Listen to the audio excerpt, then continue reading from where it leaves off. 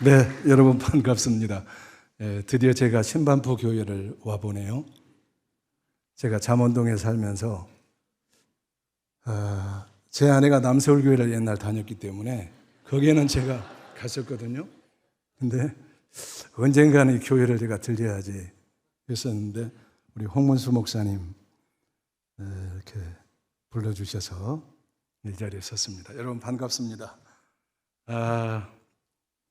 오늘부터 신반포 교회 새생명 축제를 한다고 들었습니다.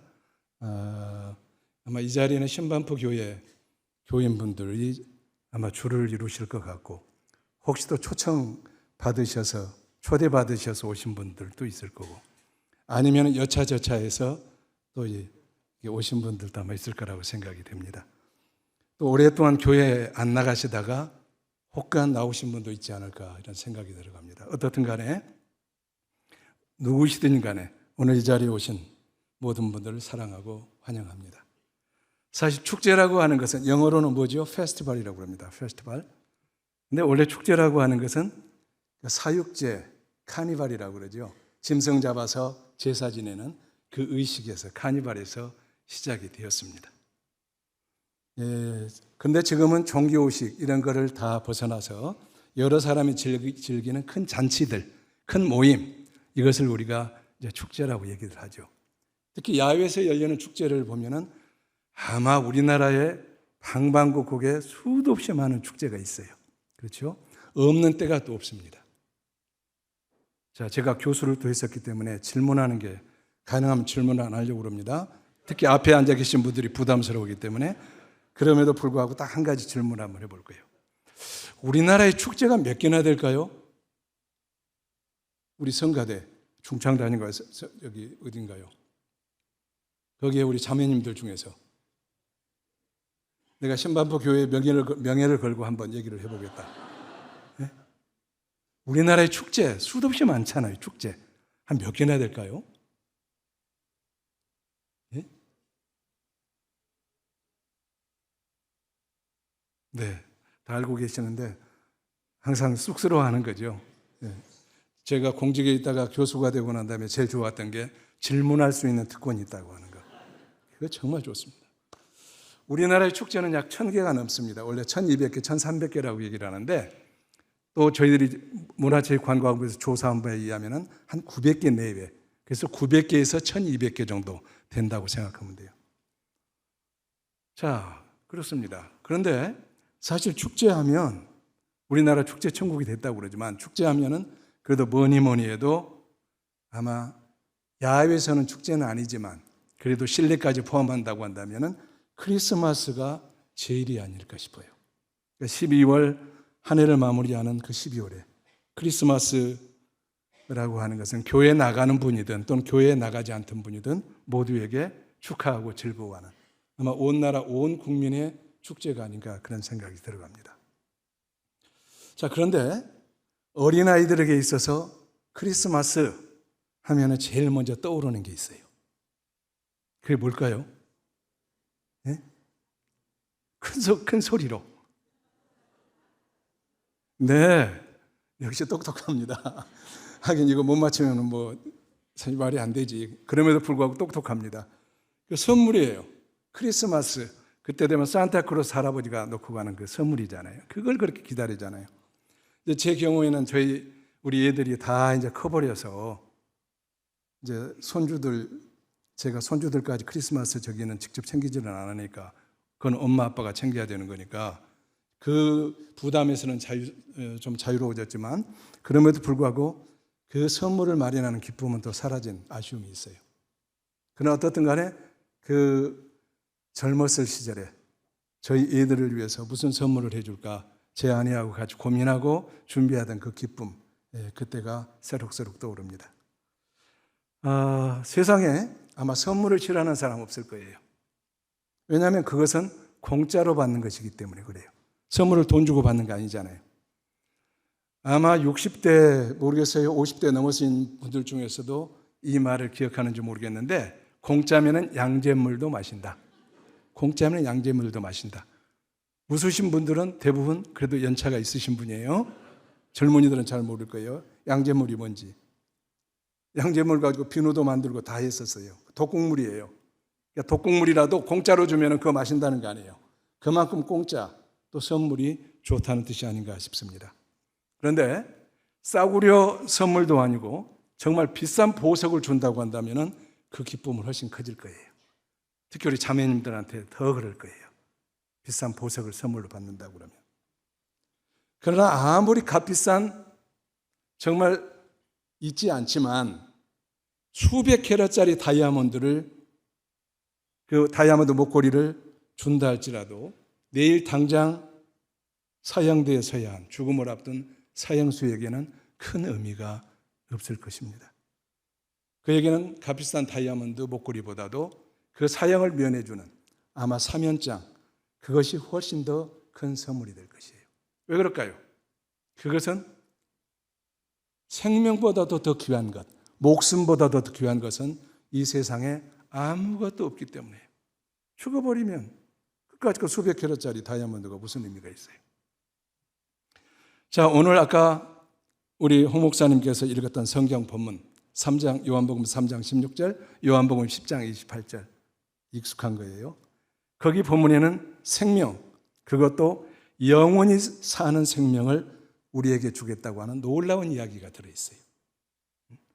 좀 말씀드리기 좀 거시기 합니다만은 우리가 잠시 내일 사형 집행을 앞둔 사형수의 심정으로 이제 우리, 아까는 목사님이 읽으셨지만 우리 다 함께 요한복음 3장 16절과 10장 28절을 한번 읽어보면 좋겠습니다.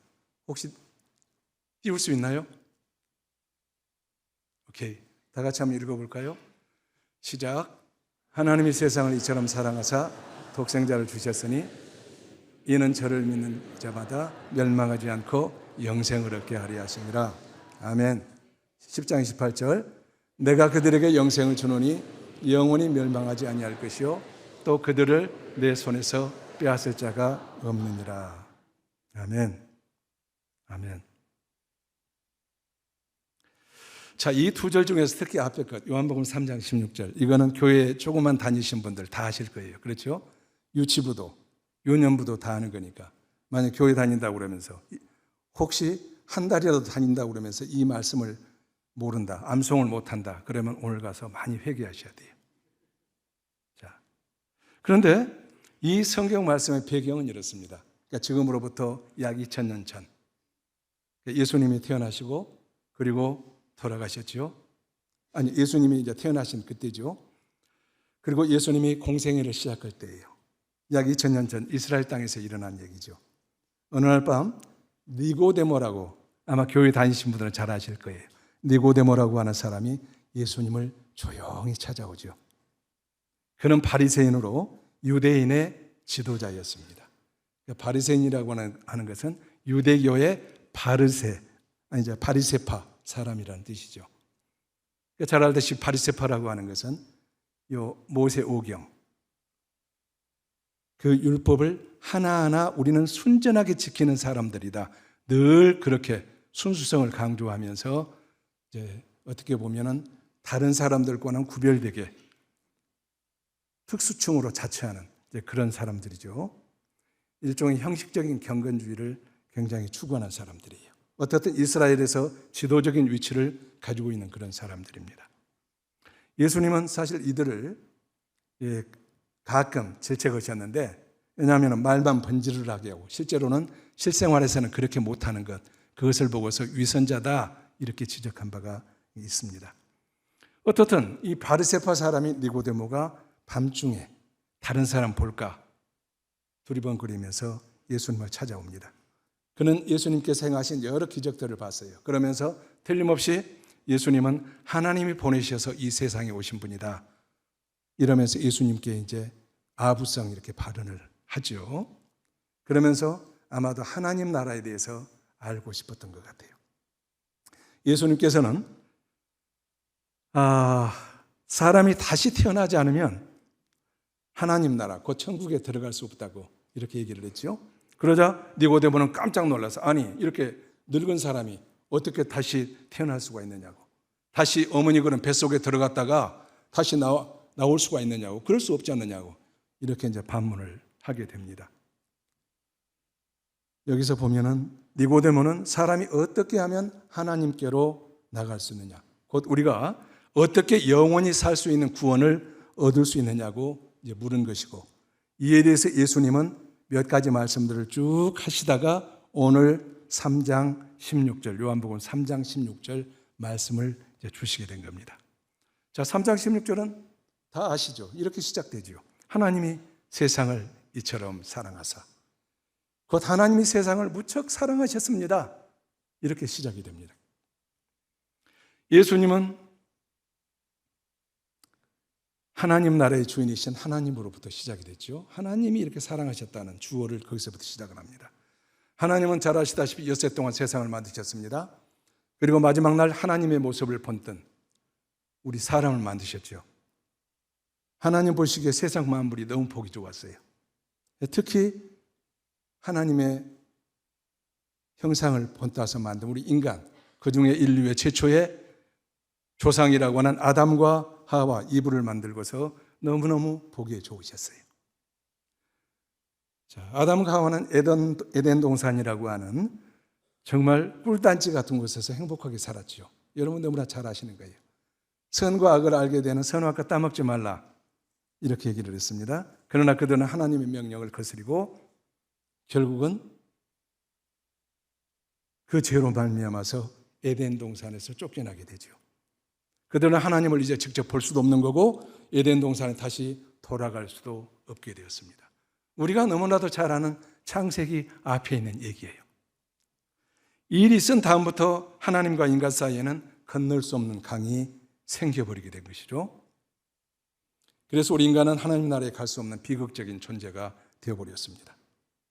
그러나 아까도 말씀드렸지만 하나님이 세상을 이처럼 사랑하사 무척 사랑하셨다고 얘기를 했습니다. 정말 그 중에서도 인간을 너무너무나도 사랑하셨어요. 그래서 어떻게 하든지 간에 사람들을, 인간들을 다시 하나님 나라로 불러오고 싶으셨습니다. 그런데 로마서 3장 23절에 보면 성경은 모든 사람이 죄를 지었기 때문에 하나님의 영광에 참여할 수 없다고 이렇게 얘기를 하고 있습니다. 하나님 나라에 들어갈 수 없다는 거예요. 인간은 저를 포함해서 모든 사람, 누구도 예의 없이 다 죄인이라는 것이죠. 왜? 인류의 첫 조상인 아담의 죄를 지었고 우리는 그 후손으로 태어났기 때문에 그렇습니다. 아마 여기 계신 여러분 중에 아주 기초적인 얘기를 하고 있기 때문에 뭔 저런 초보적인 얘기를 하고 있지? 이런 분들이 있을 수 있어요. 또 어떤 분들은 특히 처음 오신 분들, 초대받아서 오신 분들 죄송합니다. 이분들은 아니 축제라고 해서 왔더니 고작 하는 얘기가 뭐 죄인이다 어쩌다 이러면서 윽박지르려고 이렇게 불렀나 하고 마음이 불편하신 분들이 있을 수도 있어요. 분명히 있어요. 예. 그러나 성경은 분명히 말씀합니다. 모든 인간이 죄인이라고 얘기를 하는 거예요. 그런데 지금까지 자신을 죄인이라고 생각지 않은 분들이 다 계실 거예요. 그렇다고 한다면 갑자기 죄인이라고 인정하는 것 너무너무 어려운 일이에요. 자, 그러나 수도 없이 많은 예가 있지만 최소한 다음에 4가지 사실이 여러분과 무관하지 않다고 한다면 여러분들은 죄인이라고 인정을 하셔야 돼요. 최소한. 첫째는 두려움입니다. 두려움은 죄의 결과죠. 그렇기 때문에 여러분이 두려움이 있었거나 지금 두려움을 가지고 있다고 한다면 죄인이라는 증거죠. 둘째, 미움도 죄의 결과죠. 그렇죠? 죄가 없다면 미워할 수가 없죠. 그렇기 때문에 여러분들이 누구를 미워했거나 지금도 미워한다고 한다면 죄인이라는 증거가 되겠죠. 고통도 죄의 결과예요. 고통을 겪었거나 지금도 고통 속에 있는 분들, 우리 인간 중에 고통 없는 사람이 누가 있겠어요? 지금 고통이 있다고 한다면 그것도 죄인이라는 증거예요. 자, 수도 없이 더 많은 것이 있지만 한 가지만 더 들어봅시다. 죽음도 죄의 결과죠. 만약에 여러분들이 죽지 않을 수만 있다고 한다면 여러분은 나는 죄인이 아니야 라고 혹간 주장할 수 있을 거예요. 그러나 우리 인간은 다 죽습니다. 그렇기 때문에 우리는 다 죄인이다. 죄인입니다. 그러나 죄인은 이렇게 두렵고 미움과 또 고통 가운데 그러다가 살다가 죽는 것, 이것으로 끝나느냐? 천만에요. 죽은 후에는 하나님 나라에 갈 수가 없어요. 그리고 반드시 심판을 받아서 지옥에 던져져야만 하는 것입니다. 사랑하는 여러분, 조금 더 불편한 얘기를 제가 계속 좀 하겠습니다. 지옥이라는 게 어떤 것이죠? 지옥이 어떤 것이죠? 성경은 지옥을 고통이 영원한 것으로 한번 들어가면 도무지 나올 수가 없는 것이라고 분명히 말합니다.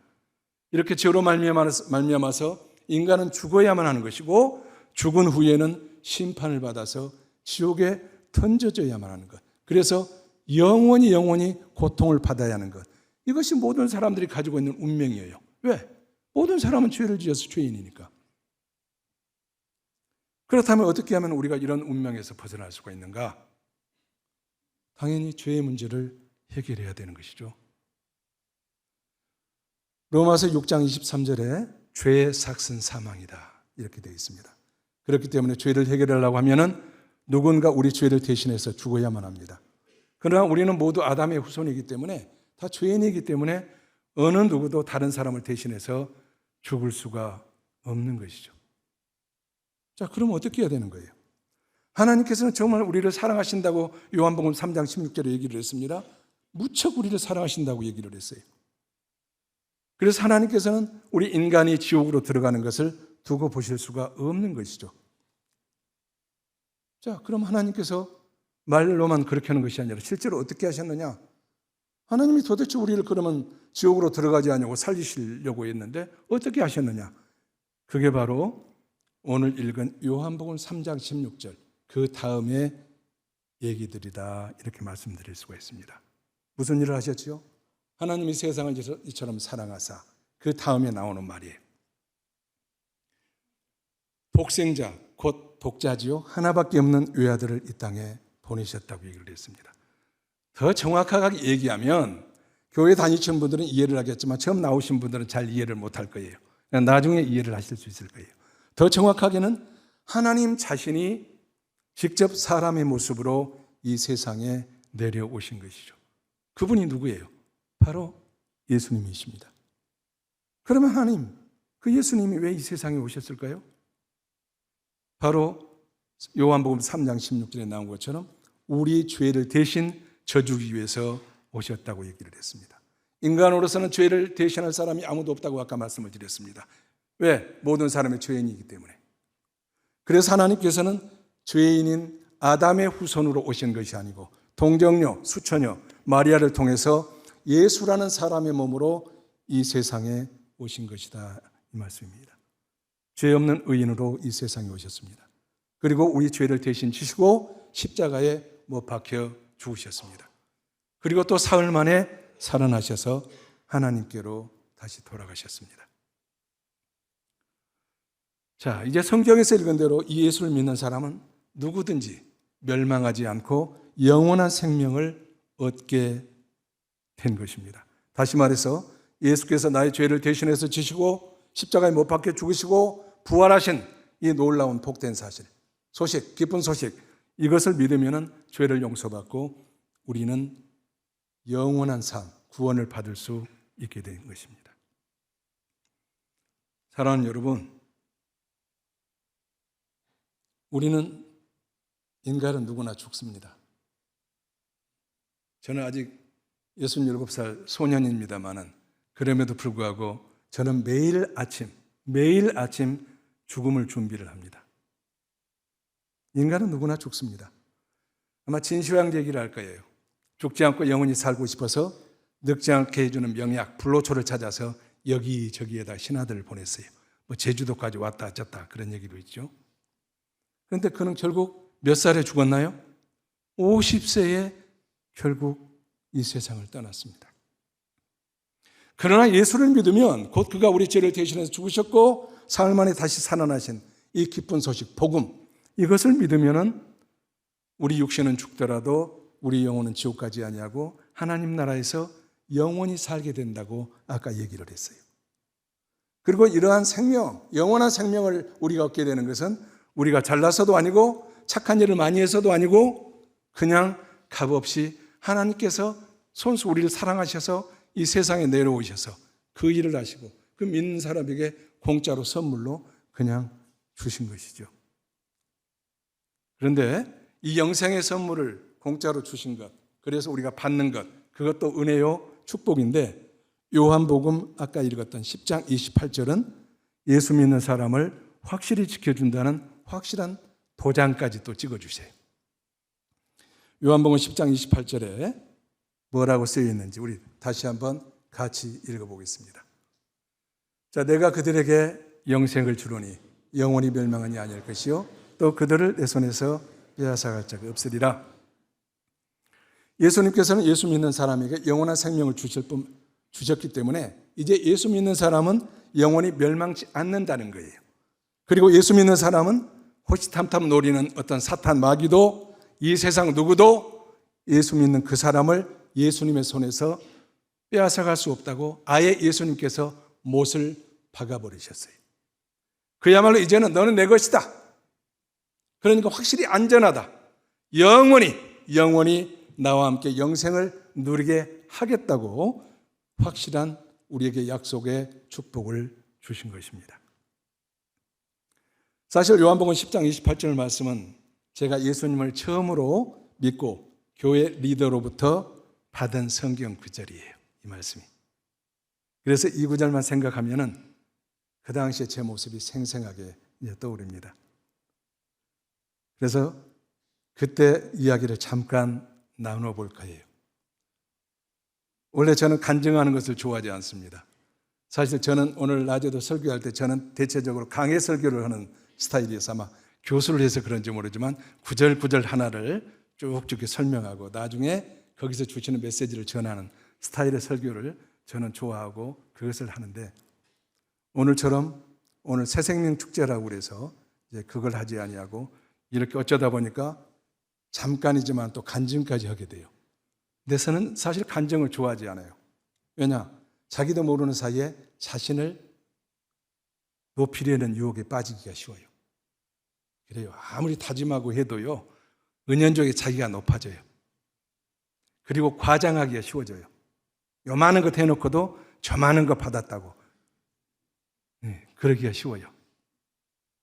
아마 간증하시는 분들 거 다 녹취해서 그 비교를 한번 해보면 아마 나중에 하나님 나라에 어떻게 가실까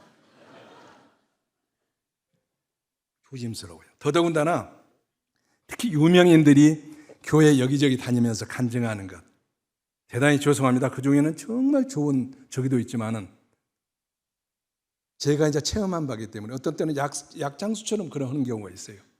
그래요. 아름답지 못한 형태라고 저는 막 마음에 아이고 저러면 안 되는데 막 그런 게 있어요. 제가 교회 다닐 때 이제 그런 분들 이렇게 섭외해 가지고 이렇게 하다 보면, 그런데 대단치도 않은 제가 처음 예수 믿는 그것을 여기서 얘기를 한다? 참 정말 쑥스럽고 굉장히 조심스러운 거예요. 시험대에 있는 거예요.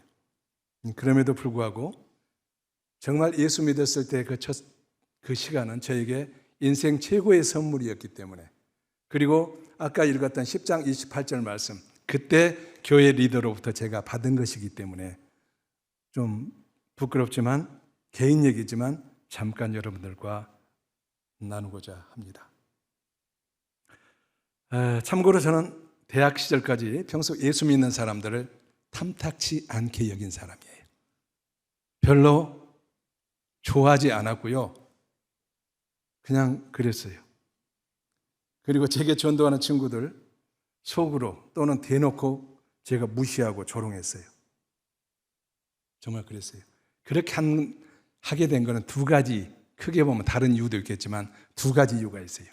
첫째는 글쎄 왜 그랬는지 모르지만 지금 생각하면 부끄럽기 그지없지만 저는 저보다 공부를 못하는 사람, 그런 사람이 뭘 믿고서 뭘 이렇게 해보라 저렇게 해라 해보라 그러면 신뢰가 안 갔어요.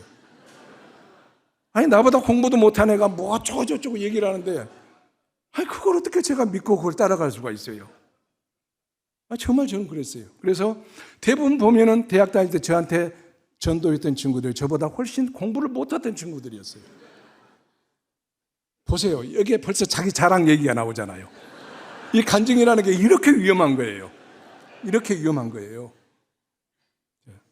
아마 그 고정관념이 갖게 된 게 또 고등학교하고도 관련이 있는 것 같아요. 고등학교로 돌아가 보면 제가 다니던 고등학교는 당시 인천과 경기도에서 제일 최고 명문학교라고 이렇게 알려져 있어요. 우리 홍무수 목사님 사실 제 고등학교 2년 선배이거든요. 어찌 하다 보니까 그렇게 됐어요. 이렇게. 근데 학우들에게 있어서 우리들의 관심사는 어떻게 하면은 정말로 명문 대학을 가느냐, 그게 최우선 목표였어요. 그런데 가만히 보면 교회 뒤쪽에 앉아가지고요, 뭐 교리가 어쩌고 저쩌고, 더더군다나 저희 고등학교 앞에는 그때 전도관이라는 게 있었어요. 목사님 아시죠? 전도관. 그 누구죠? 박대선 장로가 했던. 그러니까 거기 다니는 애들, 그 다음에 어느 또 이 교회 다니는 애들, 저 교회 다니는 애들, 지들끼리 막 교리 가지고 싸우고 막 그랬어요. 또는 이제 기타를 들고 다니는 모습도 저는 별로 그때 안 좋게 생각했어요. 그냥 오직 공부니까 우리 그때 학교 분위기가. 저희들은 우리 학교에 물을 흐리는 애들이다. 그 당시에는 각 지역별로 예비고사 커트라인이 있었잖아요. 서울에 있는 대학을 가려면 서울 커트라인, 제주도에 대학을 가려면 제주도에 있는 커트라인. 당연히 서울에 있는 대학의 커트라인이 제일 높죠. 그런데 저희 고등학교 역사상 한 명도 떨어진 적이 없는데, 만약에 서울에 있는 요 학교 갈 수 있는 커트라인에 떨어지는 애들이 있다면 틀림없이 저들 중에 있을 거야. 그것이 저의 생각이었어요. 그러니까 제가 그 애들을 믿을 수가 없잖아요. 이뻐할 수가 없잖아요. 지금 생각하면 부끄럽습니다만 어떻든 제 생각으로는 그 당시 그들은 우리 학교에서 이단아였어요. 네. 그러면서 아이고 저 녀석들은 공부는 안 하고 매일 연애질이나 하러 돌아다니고, 그렇지, 이게 박혀 있었던 것 같아요. 그러던 터에 이제 친구들이 이렇게, 동기들이 이렇게 저한테 예수 믿으라고 그러면 그런 거예요. 더더군다나 나는 같이 우리 법대에 들어왔지만 나는 특등 장학생으로 들어온 사람인데 또 여기서 자랑거리가 되는 거예요. 나중에 그거 별 볼 일 없다는 거 얘기할 거예요. 자, 그러니까 그 애들이 저한테 이렇게 전도하면서 어쩌고 저쩌고 하는데 귀에 들어올 리가 없어요. 워낙 고등학교 때 그런 고정관념이 있어서. 그래서 아예 처음부터 듣기를 거부하는 거예요. 그리고 조롱하는 거예요. 그래, 술이나 사준다고 그러면 내가 그러면 한번 들어볼게, 이런 정도예요. 첫째는 공부 못하는 얘기는 아무것도 신뢰하지 않는다. 그것이 저의 생각이었기 때문에 그랬어요. 두 번째, 앞에서 얘기했던 죄 문제 있잖아요. 아까 축제라고 해서 여기 오라고 그랬더니 뭐 죄 얘기하고 어쩌고 저쩌고 뭐 지옥 얘기하고 굉장히 불편하셨던 분들이 있을 거예요. 저도 그때 똑같았어요. 뭐 죄가 어떻고 너는 뭐 죄인이고 죄를 용서받아야만 뭐 어쩌고 저쩌고 천국에 가고 이 얘기를 하는 거예요. 근데 아무리 생각해도 저는 죄인이 아니었어요. 저는 유교 집안에서 태어났거든요. 그리고 초등학교, 중학교, 고등학교 12년 동안 개근을 한 사람이에요. 개근. 요즘에는 그게 흉이라고 그러더라고요. 그리고 돈 없으면 그런다면서요. 어디 뭐 밖에 뭐 저 학교도 뭐 어디야. 뭐 체험 학습이니 뭐니. 근데 그 당시에는 우리는요, 12년 개근하면은 그 자체로 모범생이라는 것이 증명이 되는 것이었어요. 굉장히 저는 프라이드로 생각을 했어요. 그러니까 초등학교, 중학교, 고등학교 12년 동안 참 기특하죠. 하루도 빠짐없이 개근한. 그랬어요. 그리고 학교와 집 밖에는 모르고 다녔었잖아요. 근데 가만히 들어보니까 그 전도하는 애들 들어보니까 그 애들 대학 들어오기 전에 저보다 아주 크든 작든 난삽한 생활도 했고요. 막 그래요. 세상 물정도 저보다 훨씬 잘 알고. 근데 저는 아까 얘기했지만 범생이로 자랐어요. 그리고 그 대학교 3학년 때까지 여인의 손목 한번 잡아본 적도 없어요. 한번 잡아본 적도 없어요. 그렇죠? 그러니까 뭐 나한테 죄인이니 어쩌니 그러니까 제가 도무지 동의할 수 없는 거예요. 오히려 제가 모욕감을 느끼는 거예요. 그러면서 아니 지가 죄인이면 죄인이지 왜 나까지 끌어들여서 왜 지옥 가느니 마느니 그러면서 나까지 거기다 끌어들이냐. 너는 죄인인 건 내가 알겠다.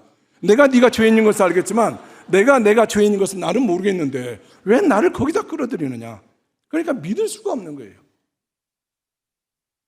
그래서 교회 갈 생각은 눈꽃만큼도 없었습니다. 그렇게 해서 이제 대학교 3학년이 되었어요. 여름이 되었어요. 당시 이제 저는 고시, 행정고시를 준비하고 있었는데, 이제 2차가 10월 달에 마지막 논술고사예요. 그거 합격하면은 지금은 3차가 한 17, 8%가 떨어져요. 면접에서 지금은. 제가 면접위원회 가보면 17, 8%를 떨어뜨리라고 그래요. 그런데 그 당시에는 떨어지는 것이 아니에요. 혹시 자기 친척 중에서, 부모는 물론 친척 중에서 월북을 했거나, 월북, 그러면 그 당시에는 연자제가 있었잖아요. 그러면은 2차까지 합격해놓고 안 되는 경우가 있어요. 간혹 한두 사람이 안 되는 경우가 있어요. 그러니까 마지막 시험은 2차 시험이에요. 이 논술 시험을 이제 준비하느라고 좀 공부를 하고 있었는데 3개월 정도 남았어요. 벌써 열심히 하고 있었어요. 그런데 굉장히 무더웠던 것으로 기억이 됩니다. 7월 달 어느 날 가끔 저한테 빵과 우유를 갖다 준 1학년 우리 후배가 있었어요. 그 친구가 갑자기 빵하고 우유 갖다 주면서 형, 오늘 저녁에 어디 모임이 있는데 한번 같이 가자는 거예요. 그래서 어디 가는데? 아니 그냥 가자는 거예요. 근데 평소 때 제가 뇌물을 받아 먹었잖아요. 빵하고 우유하고. 그러니까 그래? 그렇다면 네가 얘기한다면 그럼 한번 따라가 봐야지. 그러면서 이제 따라갔어요. 뭔지도 모르고 갔는데 그게 대학 기독학생반 금요철야 그것이었어요. 저는 금요철야가 뭔지도 몰랐어요. 뭐 알 수가 없잖아요. 그래서 어떻든 따라갔죠. 갔는데 뭐 대학생들 이렇게 모여가지고 뭐 노래도 부르고 나중에 율동이라는 것을 그걸 알았어요. 율동. 뭐 손으로 뭐 어쩌고 저쩌고 막 춤 같은 거 추고 이러더라고. 뭐 그랬어요. 저는 생전 처음 보는 광경이잖아요. 너무너무 어색하고 이상한 거예요. 그러면서 들은 것은 있어서 이게 아마 광신도들일 거야. 그러면서 이거 굉장히 조심해야 되겠다. 그래서 언제 그래도 후배한테 미안하지 않게끔 어떻게 하면 빠져나갈 수 있을 것인가. 그것만 계속 머리에 이제 회전을 이렇게 하는 거예요. 자, 12시쯤 됐어요. 보통 10시에 아마 시작을 그때 했던 것 같아요. 그런데 갑자기 이제 뭐 노래도 하고 기도도 하고 뭐도 하더니 어느 분이 나와서 설교 말씀을 하신다는 거예요. 그래서 마침 잘 됐다. 그 틈은 여기서 빠져나오려고 그러는데 어찌어찌 해서 못 빠져나왔어요. 그게 순서가 조금 시간이 있었으면 제가 빠져나올 텐데 바로 그분이 강단에 올라가 버렸어요. 그러니까 그 타피는 가운데, 그러니까 뭐든지 도망가려면 맨 끝에, 저 맨 끝에 줄에, 그것도 저기 저 문 가까운 쪽에 있어야 돼요. 근데 가운데 그 친구가, 후배가 가운데다 앉혀놔가지고 제가 그 기회를 놓쳐버린 거예요. 아마 기독학생반의 지도교수님이었는지 아니면 초빙된 목사님이었는지 그건 제가 모르겠어요. 그리고 성경 말씀 본문도 저는 몰라요. 뭐 이렇게 설교를 하셔요? 그러니까 저는 뭐 별 관심이 없어요. 어떻게 하면 빠져나가느냐, 그것만 관심이 있지. 근데 어떻든 빠져나가야지 하는데 또 예외 없이 왜 설교에는 그 죄라는 말이 자주 나오는 것인지, 모든 설교에 하여튼 그런 것 같아요. 그래가지고 거기서도 뭐 죄가 어떻고 죄인이라는 말이 계속 나오는 거예요. 그런데 평소 때 같으면 제가 굉장히 배척을 했었잖아요. 그런데 꾸벅꾸벅 이렇게 하는데 갑자기 그때는 그것이 죄라는 말이 딱 제 가슴팍에 쿵 하고 박힌 거예요. 전혀 예상치 못한 일이에요. 전혀. 물론 저는 설교 내용도 기억이 안 나요. 그런데 그렇게 싫어했던 그 죄라는 말, 그게 갑자기 쿵 하고, 그러면서 과거가 이제 주마등처럼 이렇게 스쳐가는 거예요. 그러면서 하면서 끝났어요. 이제 설교가 끝나니까. 설교가 끝나니까는 몇몇 리더들이 이제 새로 왔다고 그래가지고 저를 위해서 기도를 이렇게 해주는 거예요. 기도를 하면서 아까 주마등처럼 스쳐갔던 그것이 이제 계속 떠오르면서 갑작스럽게 제가 무너지는 거예요. 갑자기. 그러니까 제가 제 의로, 나는 죄인 아니야, 나는 그래도 모범생이었지, 그렇게 제 의로 갑옷을 단단히 입고 있었는데 그게 이제 벗겨지는 거예요. 그러면서 수백 가지 그 죄들이 송판에 송곳, 못이 막 이렇게 솟아나오죠. 그것처럼 막 줄줄이 흘러나오는 거예요. 마치 흥부가 박타면서 뭐 슬근슬근 뭐 톱질하세 하면서 황금이며 보석이며 막 줄줄이 나오잖아요. 그것처럼 백두산에서 한라까지 막 그 먼 거리에 갈 만큼 기도 제목들이 죄 제목들이 수도 없이 나오는 거예요. 전혀 예상치 못한 이제 그런 일들이 저한테 이제 벌어지겠습니다. 그날 밤에 콧물을 흘리면서 아마 3-4시간 제가 회개를 했던 것 같습니다. 얼마나 했는지 모르겠어요. 제일 먼저 떠올랐던 것 저는 지금은 기억이 안 나요. 그런데 몇 가지 그때 떠올랐던 것이 지금도 그것은 제가 정리는 안 해서 모르는데 지금도 최소한 한 20개 정도는 기억이 나요. 그때 했던 것이. 전혀 저는 죄인이 아니라고 생각했는데 옛날 우리 그 아이스 케이크 우리 어르신들 알 거예요. 지금 여기는 잘 모르고 아이스크림이 아닙니다. 아이스 케이크 그 얼음 과자 아이스 케이크 장사가 저희 마을에 이렇게 다녔어요. 그러면서 그 당시 돈으로 사는 게 아니라 물건 같은 것을 이렇게 이제 받고 아이스 케이크를 줬었는데 너무너무 먹고 싶었어요. 그래서 뭐 없을까 아무리 둘러봐도 없어요. 근데 우리 아버지 고무신이 딱 그 앞에 놓여 있는 거예요. 그래서 재빨리 그걸 가지고 아버지 고무신을 가지고 주고 아이스크림 사 먹었던 일, 그것도 떠올랐어요. 그 다음에 이제 제 나이 또래는 육성회비라는 것을 알까? 육성회비, 기성회, 육성회. 그거 이제 학교에서 받아요. 그렇게 많지 않았어요. 그런데 그걸 침으로 발라가지고 이렇게 또 지우개로 지우가지고 그걸 이제 뻥튀기예요. 그래가지고 그걸 이제 엄마한테 타다 쓴 일. 그 다음에 제가 초등학교 다닐 때요. 저는 라면을 초등학교 그때 아마 4, 5학년 때 먹은 것 같아요. 짜장면은 저는 중학교 2학년 때 처음으로 먹어봤어요. 참 짠하게 살았죠. 근데 그거를 선반입에다 이렇게 어머님이 감춰놨어요. 그런데 그거를 또 어떻게 찾아가지고 그거 어머님 모르게 끓여 먹었던 일들, 그런 것도 떠오르고요. 그 다음에 이제 책상 앞줄에 앉았던 우리 여학생이 빵 뺏어 먹은 것. 저희들 다닐 때는 미군에서 그 우유 받아가지고 그 우유 분유로 된 것도 학교 다닐 때 초등학교 때 줬잖아요. 그리고 또 빵 만들어가지고 그것도 급식으로 나눠줬었어요. 요즘에 우리 젊은이들은 모를 거예요. 그러면은 아니 다들 배고플 때 아니에요. 그런데 그 앞에 있는 여학생 것 그것도 뺏어가지고 먹고 뭐 이런 것들도 다 생각이 나는 거예요. 또 심지어는 차를 제가 중고차를 팔면서 저 부품에 결함이 있는데도 그걸 모른 채 숨긴 채로 아주 좋은 거라고 그러면서 팔았던 거 막 이런 것들이 수도 없이 막 솟아나온 거예요. 저는 정말로 죄를 전혀 안 지는 걸로 알았다니까요. 제가 생각했을 때 거짓말도 안 하는 것 같고 참 모범생으로 자랐고 그랬는데 그런데 갑자기 그날은 막 수백 가지가 막 철철 나오는 거예요. 그렇게 해서 아까 얘기했던 것처럼 서너 시간에 제가 죄를 회개하는 시간을 가졌습니다. 얼마나 울었는지 몰라요. 그리고 그날 밤 저는 예수님을 제 인생의 구주로 영접을 하고 그리고 새벽을 맞이했습니다. 예수님을 영접하고 이제 대학교회를 제가 나왔어요. 예수님 처음 믿었을 때 아마 느끼신 분들 많이 있을 거예요. 그러나 이것은 다 동일한 것은 아니에요. 예수 믿는 것도 은사를 받는 것도 모든 것도 사람마다 다 달라요. 그래서 이것은 제 개인의 얘기예요. 그러나 많은 분들이 또 그것을 아마 경험을 하셨으리라고 생각을 해요. 자, 그렇게 하고 나와서 이제 대학교회를 나오는데 그때가 아마 한 4시 반, 5시쯤 됐을 거예요. 7월 달이니까 이제 벌써 이제 밝아졌어요. 새벽 여명이에요.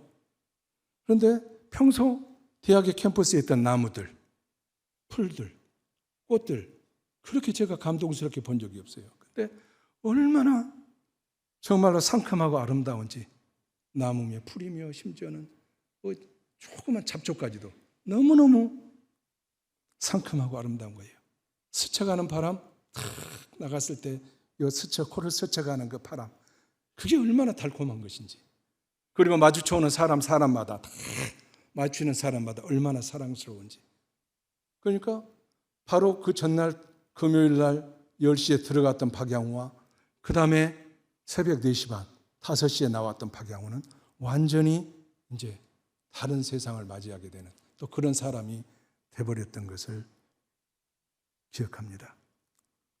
자, 예수님을 구세주로 영접하던 그날 대학 교회 리더가 준 말씀이 10장 28절이라고 그랬어요.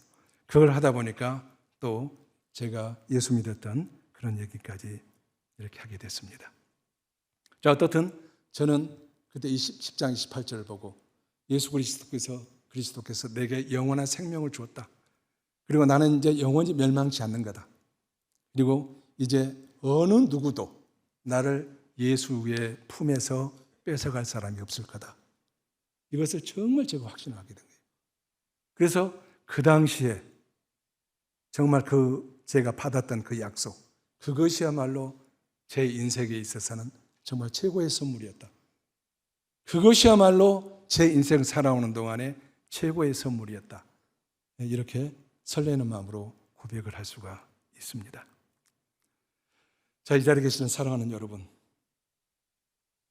주로 신반포 교회 교인이시겠지요, 우리 형제자매 여러분. 그리고 아까도 얘기했지만 여차저차해서 이 자리에 혹시 앉아 계신 우리 형제자매 여러분, 그리고 혹 처음으로 교회에 나오신 또는 예수를 아직 믿지 아니하시는 여러분, 우리는 예수를 믿든지 믿지 않든지 간에 다 죽음을 앞둔 사형수입니다. 우리는 다 죽음을 앞둔 사형수예요. 앞에서도 얘기했지만 사형수 앞에 주먹만한 다이아몬드 줘봐야 또 그렇게 탐연하겠습니까? 역사를 바꿀 만한 아리따운 여인이 그 앞에 있다 한들, 국경지색이라고 그러죠. 국경지색. 그리고 역사를 바꿀 만한 정말로 멋들어진 어떤 사내가 이 앞에 있다 하더라도 죽음을 앞둔 사형수 앞에 그게 뭐 그렇게 대단한 것이 되겠어요? 사형수에게는 사형을 면해주는 사면령이 최고의 선물일 거라고 아까 얘기했습니다. 사면령을 받으면 그 사형수는 이 세상에서 새로운 인생을 살 수가 있어요. 자, 그런데 물론 살 수가 있어요. 그러나 그 세상에서 사형에서 풀려난, 그리고 세상에서 새 생명을 찾았던 그도 결국은 죽게 되는 것이에요. 그렇잖아요. 문제는 죽은 다음이죠. 인간은 죽음으로 끝나는 것이 아니라 죽은 다음 영원한 세상으로 돌아갑니다. 어떻든 우리는 영원히 죽지 않은 세상으로 들어가는 거예요. 죽은 다음에는 천국이냐 지옥이냐의 두 갈래 길밖에 없어요. 다른 길이 있다고요? 연옥이 있다고요? 노! 두 길밖에 없어요. 누구는 예수 그리스도와 함께 질병, 아픔도, 걱정도, 미움도 없이 온전히 사랑하고 사랑받는 그런 천국에서 영원히 사는 사람이 있을 것이고, 또 누구는 잘 알다시피 유황불이 펄펄 끓는 그 연못에서 죽고 싶어도 죽지 못한 채로 그 고통 속에서 영원히 사는 거예요. 우리는 죽은 다음에 어떻든 영원히 사는 거예요. 이 길이냐 저 길이냐 뿐이지. 사랑하는 형제자매 여러분, 여러분은 어느 길로 가고 싶으십니까? 자, 여러분은 새생명 축제에 오셨어요. 그야말로 축제, 즐거운 자리예요. 그것도 새 생명을 얻고 인생의 복을 누리며 살자고 아마 마련한 그런 자리일 거예요, 이 자리가. 그런데 또 다시금 죄송합니다만 이 자리에 축제 자리라고 해놓고 웬 죽음을 얘기하고 천국이냐 지옥이냐를 얘기하고 또 겁박하느냐고 아직까지도 속으로 불편하신 분 아마 있으실지 모르겠습니다. 맞습니다. 아까 얘기했죠. 저도 대학 시절에 전도를 받을 때 죄인이었더니 이런 얘기 들으면 굉장히 불편했다고 그랬잖아요. 저 충분히 이해를 합니다. 그런데 구태여 제가 왜 이런 얘기를 여기서 할까요? 왜 구태여 축제의 자리에서 이런 얘기를 제가 하게 될까요? 어떤 교회나 기도원 붕회처럼 개그맨은 저리 가라 할 정도로 웃겨주는 목사님, 그리고 그런 강사님 모시고 여기서 정말로 축제처럼, 정말 축제처럼 부담 없고 흥겨운 그런 자리를 마련하면 굉장히 좋겠어요. 저도 그랬으면 좋겠어요. 아마 홍 목사님 지금 야, 축제 첫날인데 왜 이렇게 무거운 얘기를 해? 하고 후에 막급일지 아마 모르겠어요. 그러나 제가 이런 얘기를 하는 것은 사실 개그 콘서트나 이런 데서 주는 즐거움보다도 훨씬 더 큰 즐거움, 훨씬 더 큰 축복을 우리가 받고 또 함께 누리면 좋겠다. 그런 간절한 마음으로 이런 얘기를 제가 드리는 것입니다. 자, 자기 얘기를 하면 안 되는데 이왕에 시작한 거 하겠습니다. 남들은 제가 꽤 성공한 인생을 살았다고 얘기합니다. 왜? 아까 저를 소개할 때 장관을 했느니 어떠느니 나왔으니까 알고 계실 거예요. 자, 고시 합격해서 장관도 하고 차관도 했습니다. 외교관 생활도 했고 대학 교수를 했고 부총장을 했고 또 공기관 CEO도 했고 여러 단체에서 회장 직함도 수도 없이 제가 가졌고 그래요. 대한민국을 대표해서 세계 국제기구에 나가서 일도 하고 남북한 간 정말 그 교섭단체 대표단으로 또는 여러 가지 일로 북한도 수차례 다녀오고 굉장히 다양한 활동을 했어요. 언뜻 보면은 꽤 괜찮은 스펙이에요. 괜찮은 스펙이에요. 그런데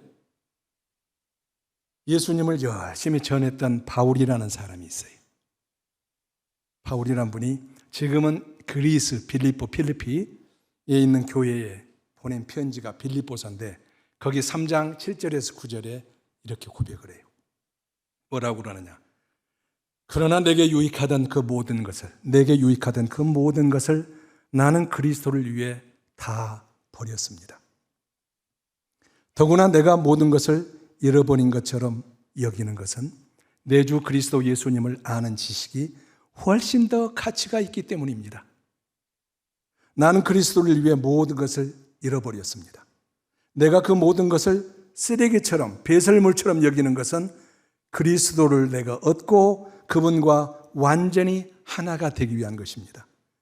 이제 나는 율법을 지켜서 내 스스로 의롭게 된 것이 아니라 그리스도를 믿음으로 의롭게 되었습니다. 이 의는 어디까지나 믿음에 근거한 것이며 하나님이 주신 것입니다. 은혜로 주신 것입니다. 이런 고백을 하게 되는 거예요. 사도 바울이 누구냐? 바울이라는 사람이 누구냐?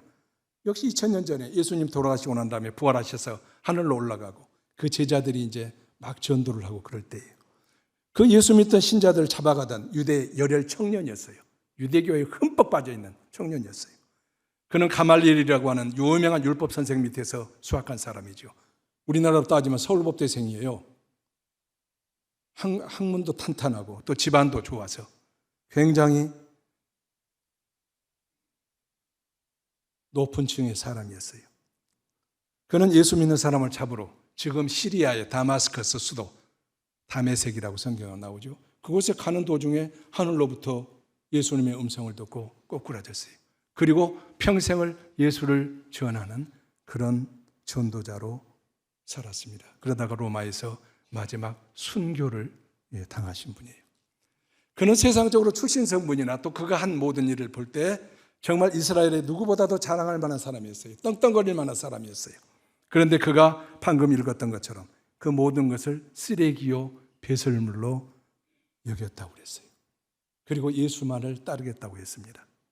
그리고 정말 평생 예수의 도를 따라간 사람이에요.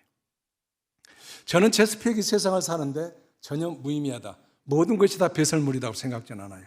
때로 세상 일을 하는데 조금 도움이 되는 경우도 있어요. 그러나 제게 가장 중요한 문제라고 할 수 있는 죄를 용서받고 영원히 사는 구원을 이루는 이 문제에 있어서는 아무 소용이 없어요. 그것은 바울이 그랬던 것처럼 저의 지금껏 살아온 요 스펙, 이거는 제게는 구원의 문제, 내가 영원히 살아서 하늘나라에 가고 영원히 사는 그 문제에 있어서는 쓰레기요 배설물이나 똑같은 거예요. 대신 예수를 알고 따르는 것, 그것이 저에게 있어서는 가장 중요한 것이에요. 죄에서 구원받는 일, 그래서 이 세상에서도 죄에서 해방되어 살고 이 생에서도 죄에서 구원받고 자유롭게 살고 죽어서도 영원한 생명을 얻는 것, 사실 이것보다 더 중요한 것이 어디 있겠어요. 그래서 제게는 예수 믿는 것, 그것이 인생 최고의 선물이다. 아까 그렇게 얘기를 한 겁니다. 사랑하는 형제자매 여러분, 이제 마무리를 지으면서 처음으로 다시 돌아가겠습니다. 하나님은 이 세상, 곧 여러분을 한없이 사랑하십니다. 그래서 여러분을 이 세상에서는 물론, 이 생에서는 물론이고 내 생에서도, 저 세상에서도 함께 있고 싶어 하십니다. 그래서 당신이 손수 세상에 내려오셔서 예수라는 이름으로 사셨습니다. 그리고 우리 모두의 죄를 대신 짊어지시고 십자가에 돌아가셨습니다. 그리고 사흘 만에 부활하셔서 하늘에 오르셨습니다. 이런 예수를 구원의 주인으로 우리가 믿는 사람에게는 이 세상에서는 하나님과 함께 사는 그 기쁨을 누릴 수가 있게 해주셨고, 또 죽어서도 천국에서 하나님과 더불어서 영원히 함께 사는 은혜를 주셨습니다. 우리가 구원을 얻는 것은 죄인의 내가 착한 일을 함으로써 또는 착하게 살려고 하는 노력으로 이렇게 해서 얻어지는 것이 아니라 그냥 아무런 대가 없이 공짜로 예수님께서 나를 구원해 주신다는 그 기쁜 소식, 그 복음을 믿어서 이루어지게 된 것입니다. 이 시간에 이미 예수를 믿고 구원을 받으신 분들 대부분일 걸로 믿습니다. 그런 분들은 더욱 진실된 예수의 제자로 살기를 축복합니다. 아직 예수를 아직까지도 모르거나 믿지 않으시는 분은 예수를 구세주로 믿으시고 이 세상에서뿐만 아니라 죽어서도 영원히 예수님과 함께 행복을 누리는 그런 삶을 사시기를 간절히 바랍니다. 여러분이 예수를 구원의 주인으로 모시는 것, 이것이야말로 오늘 새생명 축제에 오신 여러분들에게 있어서 인생 최고의 보람이 될 것이라고 저는 확신을 합니다. 예수를 믿는 것이야말로 인생 최고의 선물이 될 것이라고 믿습니다. 기도하겠습니다. 사랑하는 아버지 하나님, 우리 인생이 무엇이간데 저희들을 사랑하셔서 이렇게 세상에 나오게 하시고 또 아직까지 살게 해 주셨습니까? 저희는 하나님의 거울 앞에 보면은 다 죽을 수밖에 없고 고개를 쳐들 수 없는 그런 존재인데 하나님께서 저희를 사랑하셔서 예수 그리스도로 오셔서 저희 죄를 대신해 주시고 구원해 주셨습니다. 예수를 믿는 분들은 그 믿음대로 예수의 제자답게 살게 해주시고 예수를 알지 못하는 사랑하는 믿지 않으신 분들은 정말 이 시간에 예수 그리스도를 구주로 구세주로 받아서 이 세상뿐만 아니라 하늘나라에서도 주님과 더불어서 영원히 복락을 누리며 살게 해 주시옵소서. 예수님 이름으로 기도합니다.